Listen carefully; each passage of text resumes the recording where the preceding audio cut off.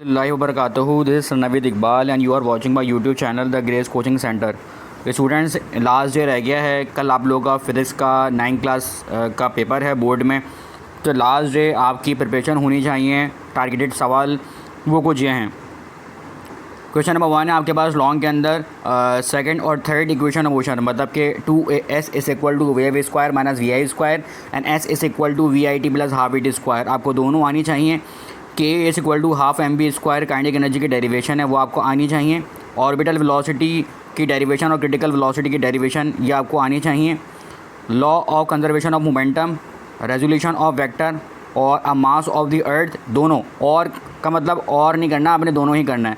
Value of G decreases with altitude, Pascal law, hydraulic lift और press दोनों, beta is equal to 3 alpha. लेकिन उससे ज़्यादा important जो हैं वो उसी के अंदर जो आती हैं, लेकिन सेपरेट आप पढ़ लें लाजमी। लीनियर और वॉल्यूमेट्रिक थर्मल एक्सपेंशन की जो डेरिवेशंस हैं वो और ज़्यादा इंपॉर्टेंट हैं। P V equals to N R T, universal law of gravitation, ये आपने इंपॉर्टेंट सवाल हैं जो कि याद करने हैं। Describe the motion of an artificial satellite around the earth, state law of conservation of energy and explain any 5 different form of the energy.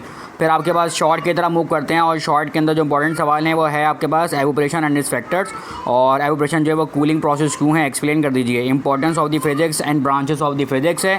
फिर आपके पास है method of reducing the friction है, एडवांटेज और डिसएडवांटेज ऑफ द फ्रिक्शन है, head to tail rule है, application of thermal expansion है।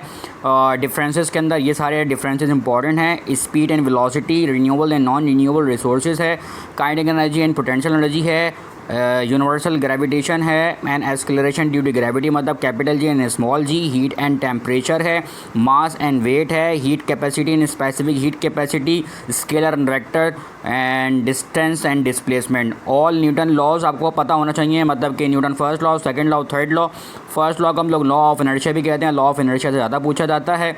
इसके बाद आपके पास है कि condition and state of equilibrium है, state the Boyle's law and Charles law है, ब्रोमियम मोशन की एक्सप्लेनेशन आप लोग करके जाइएगा।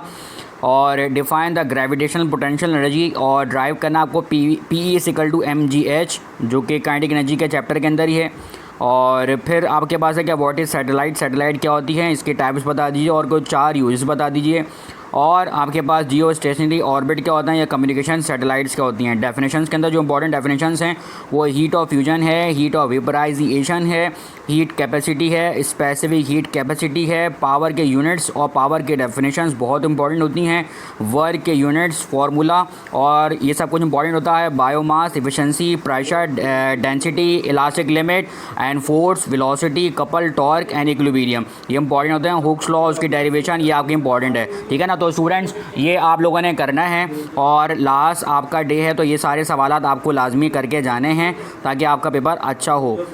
और स्टूडेंट्स न्यूमेरिकल के लिए मैं आपको लोगों को ये कहूँगा कि जो प्रैक्टिकल सेंटर के कॉम्प्रिहेंसिव पेपर के अंदर जो न्यूमेरिकल पूछे गए हैं तो एटलीस्ट आपने वो सारे सॉल्व लाजमी कर लेने हैं। और हर चैप्टर के अंदर रीजनिंग्स भी हैं और रीजनिंग्स भी आते हैं, एक सवाल लाजमी उसका रीजनिंग्स का भी आएगा।